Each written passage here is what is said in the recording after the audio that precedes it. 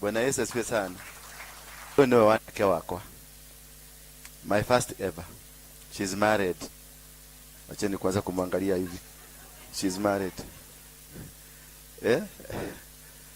And I love her. And I normally encourage her. Namwambia, you are going far. Where I will not go, you will go.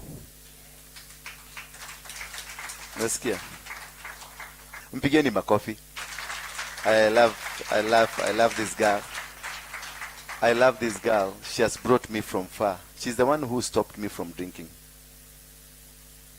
We used to have a party of about, with big men in the society. Now nikiita mbuzi tulikuwa tunachinja mbuzi 50 to 60. We party from Friday kwangu mpaka Monday ndio tutaachana. You can imagine ni pombe ngapi tulikuwa tunakunywa. Pickup ilikuwa inaleta inapakiwa, zile za kutoka huko kwa Kenya Brewery inapakiwa kwa compound. Na ikilisha wanaambiwa eda. This girl who used to be there ndio tulikuwa tunatuma toreka hiyo. Kumbe this girl used to pray. Huko amejificha akaambia Mungu, this thing must stop. And it stopped. So it doesn't mean how big you are or how small you are. You need to have a command of saying this thing must stop. And it stopped. Can I tell you how it stopped? Nilianza kukunywa pombe. Na kunywa nasikia figo zimeleta shida. Nikikunywa nasikia maini imeleta shida. Kila kitu yangu ilikuwa inaleta shida, complication. Nikikunywa tu, nikitest macho yangu inaanza kupotea. Bwana Yesu asifiwe sana. Kama kuna nyumba hii kuna mlevi, figo zake zianze kukataa. Bwana Yesu asifiwe sana. Maini yake ianze kukataa. Mimi saizi hata nikipitia mahali kuna nuka pombe, nasikiaga ninaumwa na kila mahali. Kumbe nilikuwa na kamchai kwa nyumba. Mwenye alifuka. So I was not told to stop. I stopped myself. When there is a command, there is a voice of God in your house, in your life, things will just work. You need that command. You need that voice of God. You need that God and say, from today, nimekataa. I've been listening to her. Na nasikia, where are you going?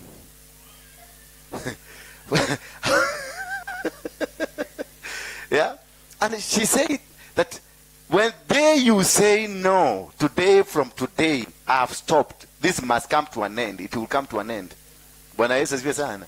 She said on my behalf that this must stop. Na unajua mimi nilikuwa nani? So she knew coming to me, this is the issue. Itakuwa issue kwa nyumba. So what she did, she reported me to my boss. And my boss is God. So report your case to God. Don't report your case to man. Bwana Yesu asifiwe sana. If you report your case to God, God will do it. God will make sure that this has happened because you understand it. Naweza kukudhulumu kwa sababu mimi ni Waruinge. Na ushindwe kunipeleka polisi nikwambie go to any police you want. Enda useme. Bwana Yesu asifiwe sana. But if you report to me, both of us will be summoned by our boss and be told, wewe rudisha vitu za wenyewe. That issue that is disturbing you, report it to heaven. Do not report it to me. Do not worship me. I'm just but a vessel used by God. Bwana Yesu asifiwe sana. Lakini if you are coming here because lazima uguzwe na apostle, lazima uone, lazima mpaka sasa maasha ukisema mimi apostle alisema nikuje. As apostle niambia saa 3 lazima nikuje ni muone. Then you didn't come for God. You came for apostle. Bwana Yesu asifiwe sana. You came for the apostle. Stop coming for apostle. Coming for the God that is using apostle. Bwana Yesu asifiwe sana. The God that delivered me. The God that uses me. That is the God you must pursue, because if you are seeing greatness in me, then it is not me, it is the God that is using me. So strive to look for that God where he is found. And the moment you find that God where he is found, you will be able to stand the way this God wants you to be, because the connection does not come from me, it comes from God. Bwana Yesu asifiwe sana. So whether I touch you or I don't touch you, if you are not respecting my God, whatever I do to you, it will not work. Because the blessing will come from you to you because of you having respected my God.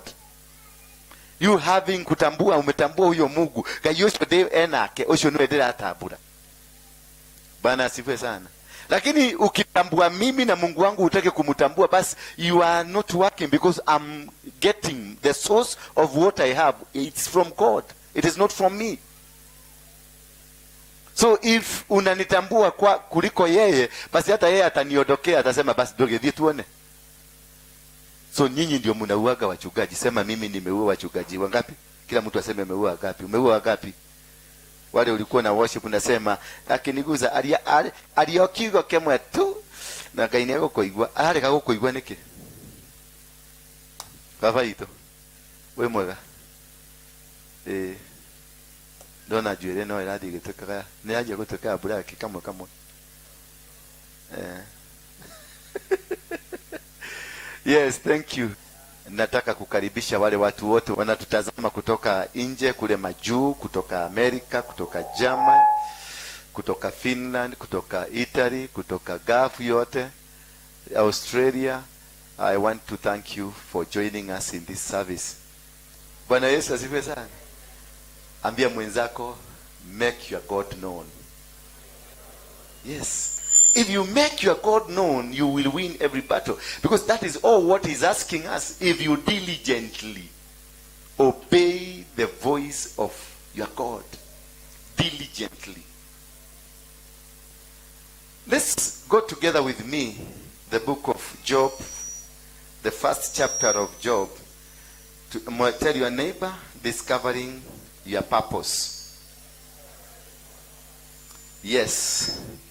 In the book of Job, the first chapter, the verse 1 of Job, the Bible says, there was a man in the land of Uz, whose name was Job, and the man was blameless and upright, one who feared God and turned away from evil. This is a man that feared evil, that turned away from evil, a man who respected God, a man that walked with God, a man that believed that it's only God who can deliver me. It is only God that I have the power from. It is only God that gives me this life. It is only God that has made me to succeed. That was Job, a man that trusted in God, a Job man that believed in God, a man that has a powerful knowledge about God, and there is nothing he did away from God. He turned away from evil. Bwana Yesu asifiwe sana. But this is the man who suffered the most. This is a man that faced huge challenges. This is a man that lost a wife, lost children, lost cows, lost goats in one day. Yet he trusted and believed in this God. Yet he believed. I remember us reading this Bible, this book, and there's a place I found that he said, even God, even if you left me, I'm not going to leave you. I'm going to walk with you. Even if everything refuses to work, I'm still going to be with you. I'm still going to stand and do the will that you have projected unto me. He's a man who turned away from evil. Yet he's a man who faced the worst challenges in the life. He feared God and turned away from evil. There were born to him 7 sons, 3 daughters. He possessed 7,000 sheep, 3,000 camels, 500 yoke of oxen, and 500 female donkeys, and very many servants, so that this man was the greatest of all the people of the East. He feared God and turned away from sin. This man had 5,000 female donkeys. This man had 7 good children. This man was rich, super rich in the East. He was the man that was super rich. Can somebody say super rich? And he feared God and turned away from evil. You don't have anything. The much you have is 10,000 shillings. Lakini kurukaruka, nobody can stop you. Bwana Yesu asifiwe sana.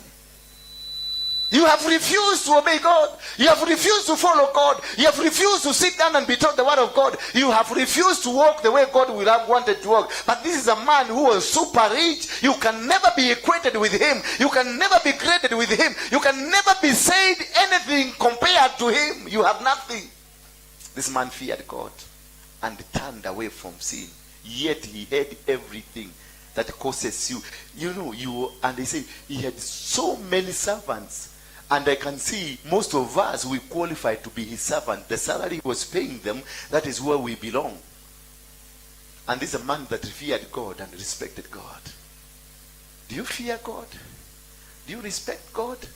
You only respect God on Sunday when you're coming to see the apostle. That is when you do nice prayers. That is when you do everything good, so to appease the God of apostle. Hallelujah. Are we really walking the way God would have wanted to walk? How many people have you backed today? How many people have you spoken against today? How many bad thoughts have you said when you are in your car coming, or in the matatu coming to the church? What kind of altercations do you have with that makanga who abused you? How many people have you found in your plot? They are suffering. They don't have food, and you have a lot of food stuff in your fridge, and you cannot give out. How many people have you ever stood to help? How many people have you ever just stood on your way and unawasaidia na uko na gari mzuri na ni wewe peke yako unaendesha? You have 4 more seats or 3 more seats, but you cannot accommodate because this person is dirty and is stinking. This man feared God. This man turned away from evil. This man respected God. Yet God had given him everything. A reason for him to fear God. Because he knew this God that has given me cows, this God that has given me camels, this God that has given me donkey, this God that has given me wealth, this God that has blessed me to this level. This is the God I want to live for. This is the God I want to work for. This is the God that I want to appreciate. This is the God I want to be connected to. Wewe hata hauna kitu. Wewe hata hauna kitu. But mchana tuko, you are okay, but usiku unaruka kama kaswara. Masengenyo haitokangi kwa mdomo. Noge muona. Never kilete kuyo negedo kia fitire. That's alone disqualifies you from being a son of God. Bwana Yesu asifiwe sana. Tell your neighbor, we must change. And knowing the God that has given you is the beginning of discovering your purpose. Knowing the God, the purpose in you, knowing this God that gives you the camel, gives you the cow, gives you the business, whatever that you have is given to you by God. That is the beginning of discovering your purpose. Because why he gave you all this, he gave you for a purpose. He gave you camels for a purpose. He gave you a car for a purpose. He gave you a business for a purpose. He gave you children for a purpose. Now I know the purpose of my daughter. She's supposed to preach, so I'm here to stand with her and produce the best of her. Bwana Yesu asifiwe sana. So knowing, for you to begin to know, to understand the reason why you exist, why you are on earth, it's looking around and see what you possess. Bwana Yesu asifiwe sana. The whatever that you possess, if you have a car, that is the beginning of your wisdom to understand the purpose of God in you.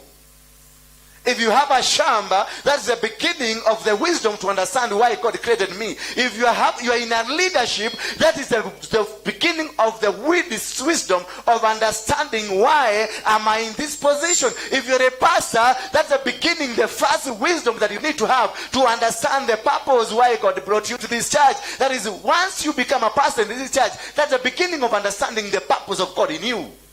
If you are a choir master, that's the beginning of your purpose, to knowing the purpose of God in you. If you are a makanga, that is, that you start discovering this is the purpose, a makanga, and now you start gauging to ask yourself, did God create me a makanga? Bwana Yesu asifiwe sana. The source of your purpose is known by what God has given you. Because so many of you, you have the link, you have the vision, you have something that you can see from far. It is coming. When Abraham was being blessed, he was not told to just look where he was. God asked him to see far. See where the heavens are touching the ground. That is why he told him.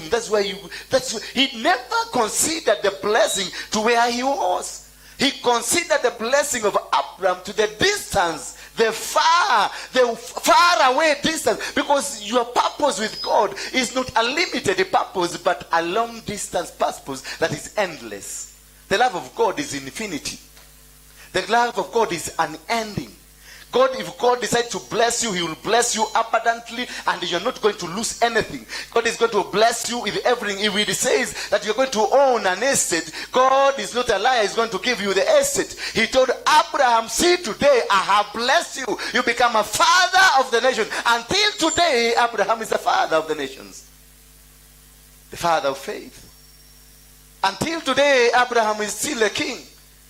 Until today, the children of Abraham, they are still blessed, where I am connect myself to the Abrahamic blessing, and that is why I have been able to succeed. That is why I have been able to win my battles. That's why I'm able, because I win the battles based on what was given to my grandfather, that's Abraham.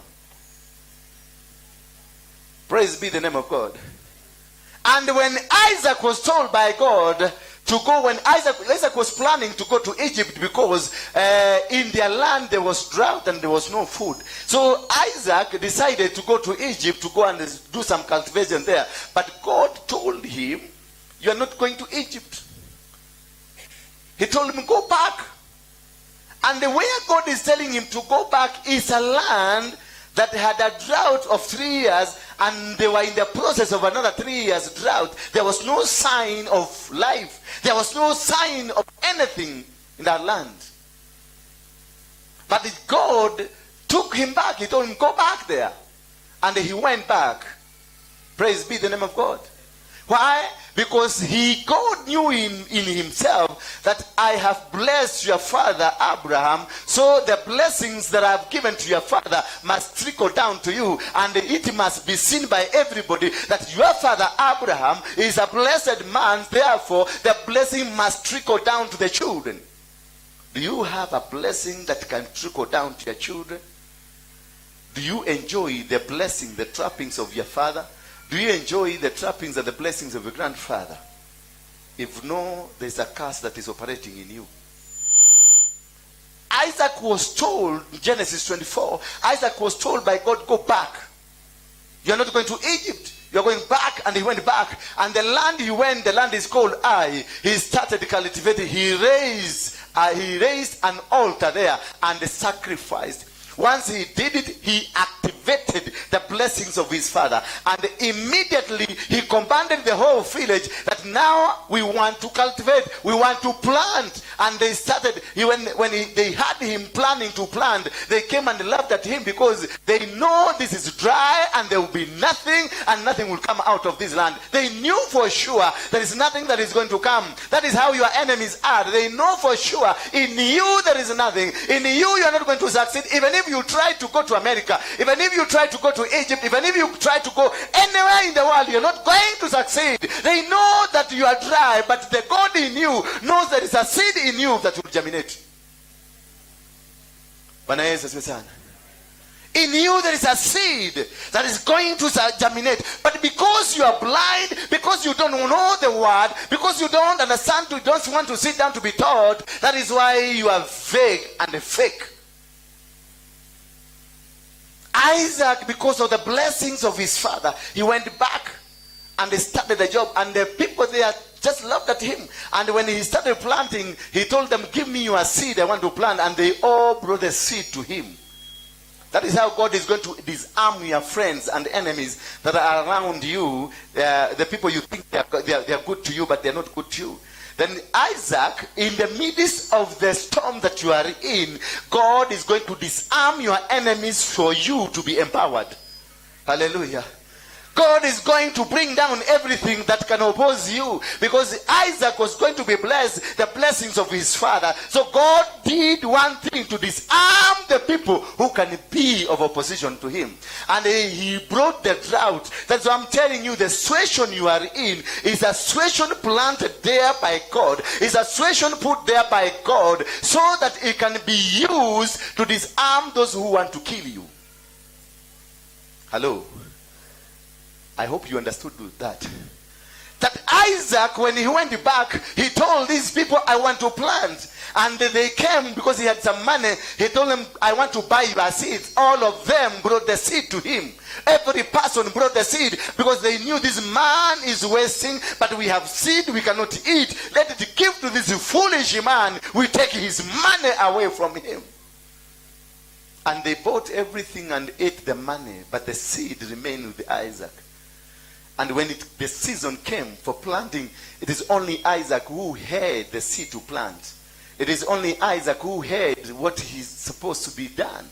And he did it. He went and planted. In the dry season, they will come and sit somewhere to watch him as he's doing, to look at him as he's doing, and they will laugh at him. In him, God was disarming all those people that they will be possible future disturbances. The disease you have now, the situation you are in now, it is not meant to destroy you. It is meant to disarm your enemies. In every situation you are in, it is a situation you should thank God for. For it is a situation prepared to prepare you for your greatness. And Isaac bought everything, meaning these people were completely disarmed. They will never have a seed to plant. So Isaac became a lone competitor. He will only compete with himself, not with anybody. And when he planted the seed, and that's where God was waiting, and that's where God is waiting you to be. When he planted the seed, the rains came. Only him had seed. Only him had something to do. And they all waited to wait for him because he commanded. Immediately the seed germinated, and he's the only man on that land that had food.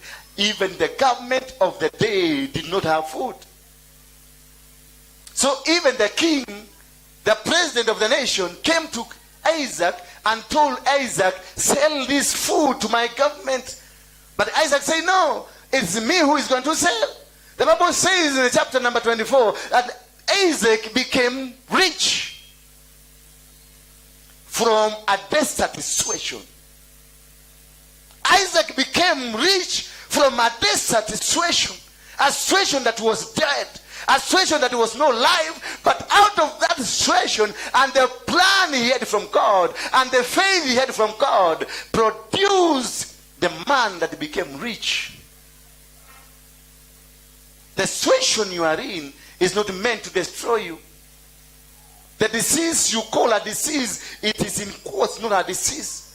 That thing is not permanent. You are being prepared to go where you are supposed to be. You are being prepared to go to your purpose, because that is when Isaac discovered, this is my purpose, feeding nations. Hallelujah. That is when he discovered that I'm the only with the food. Until the king came to kneel before him. The king came and told him, no, you are going. And the king told him, I want to be worshiping your God. Your situation will make people to come and worship your God, because God will prove himself greatness. This God will prove himself to you. This God will make you what many people think you are not going to be. Your God is going to lift you high. Your God is going to turn you and make you a super, away from what many people think you are. Isaac himself had a belief in God. Isaac knew that I am following the footsteps of my grandfather. I'm following the footsteps of being a blessed. I come from a blessed family. We come from a blessed family through courtesy of Jesus Christ. We are not supposed to be counting losses. We are always supposed to be in that situation, knowing that our God and our personal Savior Jesus Christ is going to make us better today and tomorrow. The situation you are in is not permanent but temporary. So we know this identifies you to what we call your process, your purpose. And whatever the trial it is meant to produce the purpose of God in you. And they need for this purpose of God to be revealed to you. The purpose of God and the trials that comes with it are meant to improve you. Bwana Yesu asifiwe sana. That disease you are in, that difficult situation you are in, that poverty state that you are in is meant to improve your status.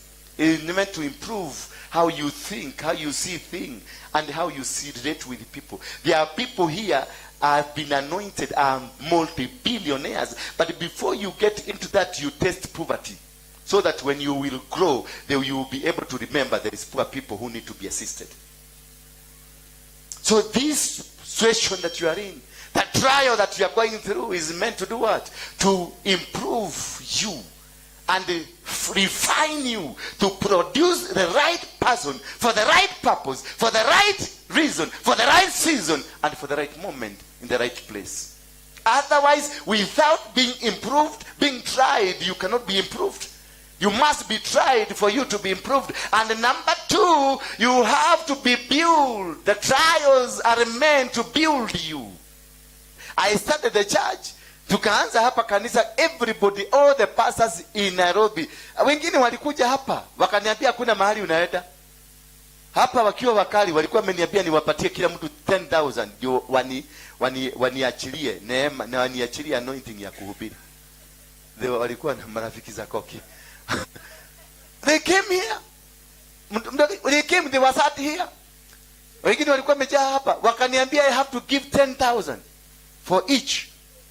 Wewe ni mtu tajiri sana, mpatie kila mmoja. Nikamuuliza ni ya nini? Ndio tukupatie madhabahu ya Nairobi. Nikawaambia hakuna kitu. Na kwanza nikiwa hapa kwa madhabahu, Bwana akanizungumzia, akaniambia wapige touch. Nikashika kasichana kamoja hapa, nikaanza touch. Sasa tukaanguka chini. Sasa kale kamoja kaliangukia, pasta moja alikuwa amekuja ukashika hivi. Akaanguka, ulikuwa huko hapo siku hiyo. Akaanguka huyo mama na ni bishop. Akaaguza mabishop wengine wote. Wakasema hiyo kanisa tutaenda, huyo pasta na kuna madharau na sisi, anaangusha wachungaji. God was building me. Because I was in a rush to become big the way I was big, but God told me that you must start from the foundation, rising up. It was a bit painful. Nikikuja na motorbike hapa, nashuka, sikuwa nashukia hapa, nashukia huko. Alafu nakuja nikitembea hivi, nasema nimeacha gari ikioshwa pale. Alafu usiku na ngoja paka kusikikuwa usiku. Na tena napandia, si wa motorbike wamesimama hapa. Ni wale wako wanapita, wale wa barabara unasimamisha. Na unaruka cha, na namwambia leta helmet. Na vaa helmet. Bwana Yesu asifiwe sana. That's how God will build you. More especially if you got the purpose of God in you. Tell your neighbor what I'm going through, I'm being built.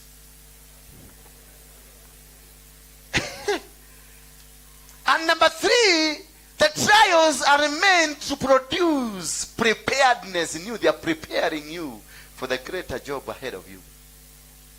Bwana Yesu asifiwe sana. You are just being prepared. Just wait for that moment to come. Everything in you is going to change. Everything in you will, when you got saved, you think that you have been deprived because your ego, your maringo and everything will be removed. And all this, when they are being removed, I was telling somebody in the morning that when God wants to use you, he cuts all that is not in you and leaves only that is in you. Bwana Yesu asifiwe sana. Do you know, nani yako na kale kamutu? Wale wanachonga wale wakamba kale kamutu kamzee kamekaa hivi, ameshika kamuti hivi. That we use kwa nyumba ile tunaweka decoration. Nani yako nayo? Sema tu kweli. Si mbaya, I'm not saying ni mbaya. Tumoshoko ile tumoshoko tule kama Masai, kamechoko kama Masai. Ndio tumukono. Kai. Uko nayo? Kametoshanaje? What's the size of it? Toshana hivi. Na kakoda hivi. Kama chupa ya Coca-Cola. Lakini hako kamuti ndio katengenezwa kamutu, kalikato kwenye kikigi kama hiki. It is a tree that was fell. Then kikigi kimetoshana hivi kinono hivi, nikikakatakatwa na pawaso. Alafu hiyo kikigi kikaletwa mkapa hako hapa chini. Ameng'oa hizo zingine zote, atoe hako kamutu kametoshana chupa. The loss kwa hiyo muti is 99% loss to produce a 1% kamutu. When God is dealing with you, that is what is going to happen to you. He will make sure the larger part of 99% that is full of ego, full of lies, full of filthy, full of anything stupid, you name it, until he removes everything. Na wakati atamalizana na wewe, utakuwa hako kamutu kametoshana chupa. Bwana Yesu asifiwe sana.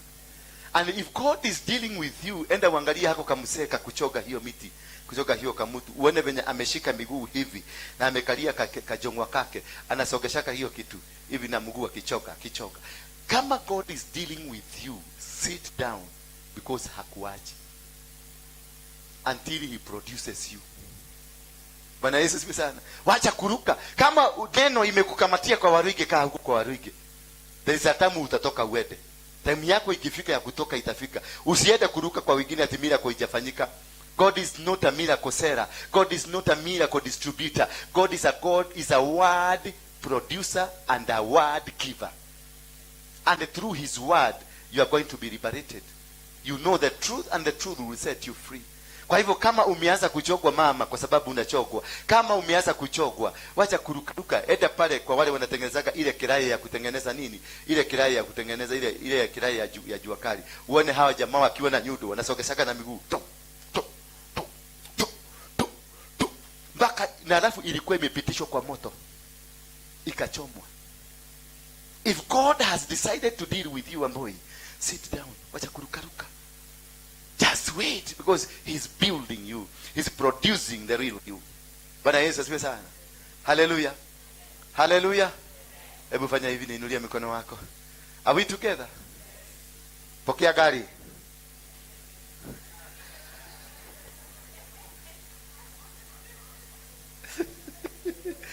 God is preparing you for the job that is ahead. I was telling somebody yesterday, because niko na committee ile inatengeneza mkutano ya Muranga.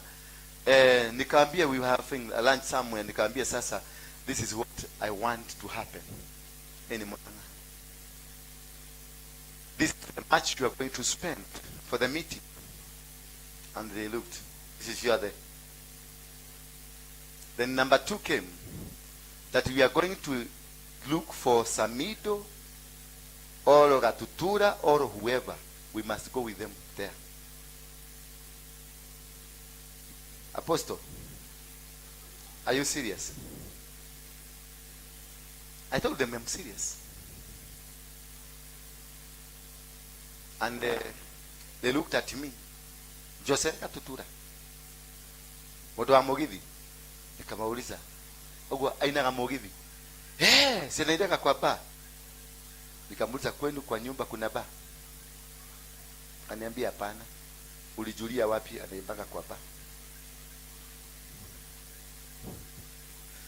Yeah?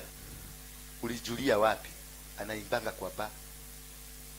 Aboy, ulijulia wapi? Siu kama kwenu hakuna ba na hajai kuja kuimba kwenu, how did you know anaibaka kwa ba?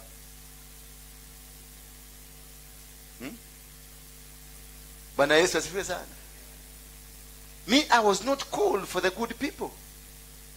The good ones are huko PCA na Agirikani na huko kwingine, wale wanakutulia huko kwa mtaratara. Mimi nataka wakora like you. Majambazi kama wewe. Bwana Yesu asifiwe sana. Hapo iwetirwa dwega. No. I'm not called for good people. And I'm following the footsteps of who? My mentor, my Savior, Jesus Christ. He was not called for good people. He was called for those bad, then he brings them in the kingdom. And I called Mujoseka Tutura, and surprisingly, the song that was to release this Sunday somewhere else is a song praises God. Hallelujah.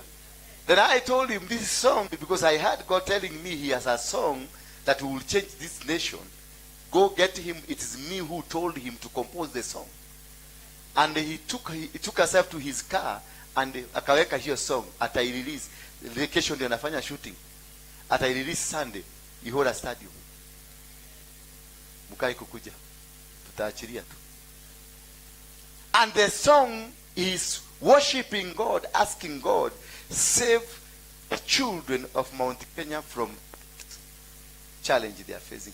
He's kneeling down to pray, to ask God to forgive our children, to let them off this hook of drugs, to let them off this hook of lesbianism and gayism. And I waited to hear the mention Shaitani tusaidie. There was no. The entire song is about God. But one of my organizers committee, I was apostle. This mentality of judging people. If Harrison Nganga judged me, would I be preaching? He beat me. His church split into two because of me. And he said, you rather get out of my church. But I am going to get this man into my church. I'm going to train him. I'm going to ordain him. I'm going to start for him a church. That is what they did. This speaker bears the name of Harrison Nganga. The first rent of this house bears the name of Harrison Nganga. He stood with me, and his main bishops in his church split from him and told him, if you allow this man to come to this church, we are not going to be with you. And he told them, go. They all came to apologize to her bishop. They all came to this church, and they contributed to the rent that I paid here. Those who split, those who went, they came back. And they said, indeed, God has shown you. I'm here for everybody. I'm here to save this nation. I'm here to speak to these young people. I know them. They are in drugs, and I know them. They are majambasi, I know them. Ni mimi naweza kuingia madhare dani huko dani bila bodyguard, and I'll go and speak to them. That is why I was called. Praise be in the name of God. So I have been prepared, and I was going the process of preparation so that I can bring all these people together, because I must change the way the gospel is being preached in Kenya. It must change. We must embrace those brothers. We must embrace them, those who are drugs. We must embrace them, those who are doing crime. We must embrace everybody and bring them back to Jesus Christ, because that is the purpose of Jesus Christ. That's the reason Jesus came to this. That's why he was killed. That's why he was crucified. He atoned his own blood so that that man outside there can come back to Jesus Christ. Praise being the, and now I'm being prepared. Nimekuwa prepared. And they are continuing to prepare me. And the number 4, the reason of the trials you are going through, it is to compose you. Sema, compose me. He's composing you. Once umechongwa, kuna kasande pepa, kana pigaga, kare kamuse, kana koka kamenyoroka, kana sandi pepa, kana, to compose and produce the real message. Bwana Yesu asifiwe sana. So sit down and wait for the completion of the trial, for the completion of whatever that is happening into you. Just don't jump from here to another place. Don't jump, usirukaruke. Just do it. Just wait. Compose, be composed. Relax. Hata kama ulianza na anointing kubwa, relax, tulia kidogo. Utengeneze, ukue composed. Ukichomoka kule kwa barabara, ukiona watu wakifanya kitu, unajua huyu ni hajakuwa composed, unamuaccommodate, unamtrain. Bwana Yesu asifiwe sana. Ndio naonanga vijana wengi hapa, huyu alikuwa mgaga, huyu msee, si mnamuonanga kwa picha. Hebu inua mkono juu. Lakini eta kwa pastor yote, umwambie huyu alikuwa mgaga, unasema kai tapo risha rika. Huyu mtu simtaki kwa kanisa yangu, amekuja kumaliza kanisa. Hapana. Hata huyo maina eta kote. Maina ama koto. I'm going to Muranga because of him. He must get saved. He must get saved. I'm telling you, nilikuwa na msemo mwingine waliambiwa na sema okay, huyo ndiye aliroga Kenya. Na sade hiyo lazima yeye ataokoka. Bwana Yesu asifiwe sana. Aliniitisha busi, akaniambia toa busi, nikamwambia leka utabuli. Lakini nitampokeza busi hivi akiingia kwa Yesu. Bwana Yesu asifiwe sana. Huyo ndiye alifuka Kenya. That is why you are suffering. Huyo ndiye alifuka kila kitu, and he is so happy. Na akaniambia, hii ndio zile miti nilitumia, hii ndio ile silaha nilitumia. He was so happy he has achieved. But he will profess, atasema Yesu ni Bwana. Bwana Yesu asifiwe sana. Because that is why I have been called for this season. That is why I'm here. We must change how things are being handled. We must change how we worship God. We must change how we approach our God. We must see a greater God. We must not see that small God, that miracle God. Me, I'm not for the miracle God. If you are here for the miracle God, just go away. I don't see miracles here. I'm not in need of your money. I have money.